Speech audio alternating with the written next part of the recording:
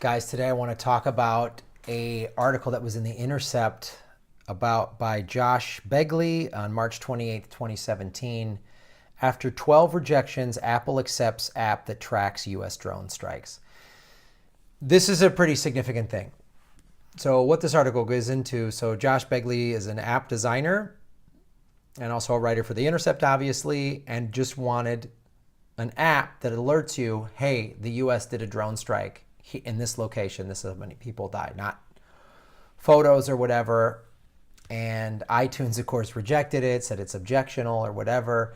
And in 2014, they put it out there, and then 50,000 people downloaded the app, and then Apple said no.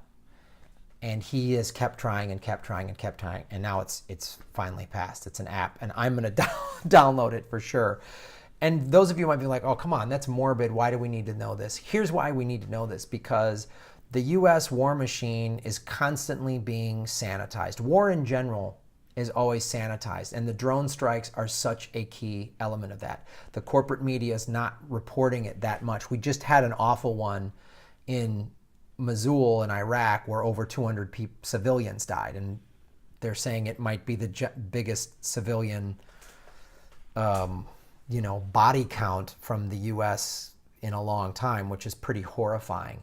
And it's important for us to know because, as I've talked before, I'm currently reading Chris Hedges' Death of the Liberal Class, and he goes back to, in that book, World War I, when they started the propaganda machine to get people in favor of war and to sanitize it.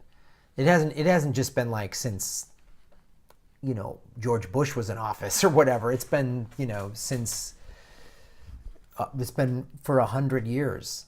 Because if you really see what war is, you wouldn't ever want to be involved in it at all.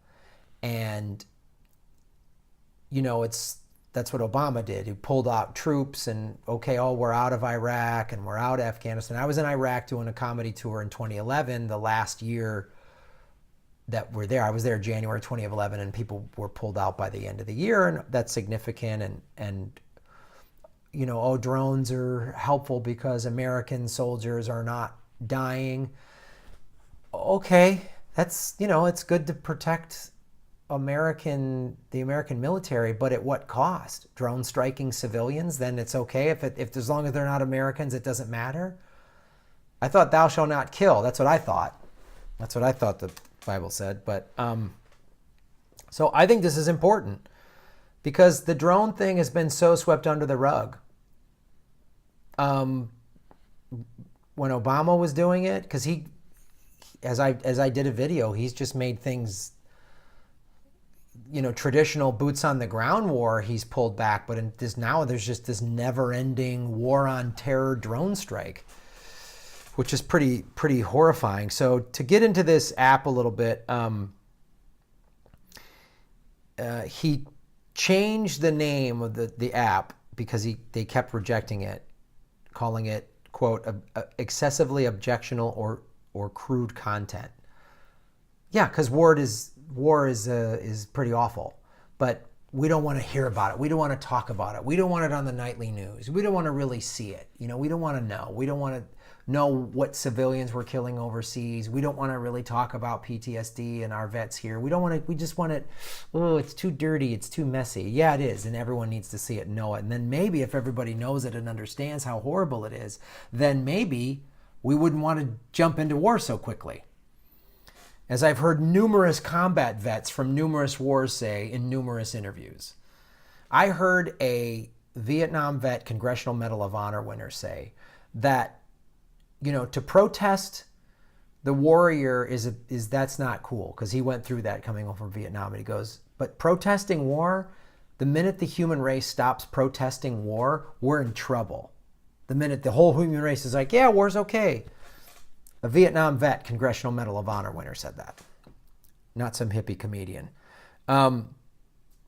So what happened is, here's why this guy, Josh Begley, is doing this. For the past 15 years, journalists on the ground in Yemen, Pakistan, and Somalia have worked hard to uncover the contours of U.S. drone attacks, in some cases at their own peril. Filmmakers, academics, and attorneys have done important work documenting their ghastly aftermath.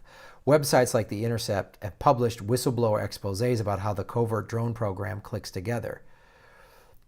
But it's buried in the truth, and nobody knows who most of the missiles are killing. Because the particulars of the drone wars are scant. We only have metadata about most of these strikes. Perhaps a date, the name of a province, maybe a body count. Absent documentary evidence or first-person testimony, there isn't much narrative to speak of. The name metadata has a double meaning. The app both contains metadata about English language news reports, and it refers to the basis on which most drone strikes are carried out. As General Michael Hayden famously said, we kill people based on metadata. Great. So with the president who plans to lift the Obama-era constraints on drone strikes, like Obama did a lot of drone strikes and there still was constraints, and Trump is just like, let's get rid of those vague constraints and just drone strike the shit out of everybody, declaring parts of Yemen and Somalia as areas of active hostilities. Josh writes, I'm glad that Apple has decided to stop blocking a news app. If anything about the app is excessively objectionable or crude, perhaps it's the airstrikes themselves. Yeah, and that's part of it, is America is sanitized from this and held at arm's length, so America doesn't... Like, if you look at the wars in Iraq and Afghanistan, there was no draft.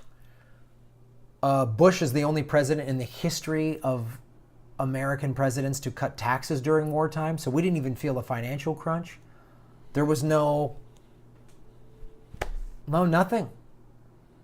You know, the news talked about it, but again, you had journalists, embedded and glamorizing how great war was, and we weren't really seeing it. It's pretty awful. I'll never know what combat is like because I just went over there as a comedian, but I was in hospitals and saw wounded soldiers and wounded kids, and it's awful. And I've met numerous vets back in the States with prosthetic legs and stuff like that. It's pretty awful. And imagine what's happening to civilians over there in a poor country. So I'm getting this app. I hope you do too. It's called the Metadata app. I'm going to search for it, and the link to the article will be below, and the guy's name is Josh Begley, Begley. It was in The Intercept. And support the Patreon page, guys. It keeps me going. It'll allow me to do more stuff, get a bigger studio, start cutting in clips. I want to do that. The more money we make, the more investigative reporting I can do, and the more information I want to cut in clips, so it's not just me reading news stories to you. I know that might get a little tedious. I'm trying to make it better. But thanks for watching. Like and subscribe and share these to people. I see a lot of you sharing it on your social media, and I very much appreciate that. That's very cool. Thank you for supporting independent media. Ooh, aloha.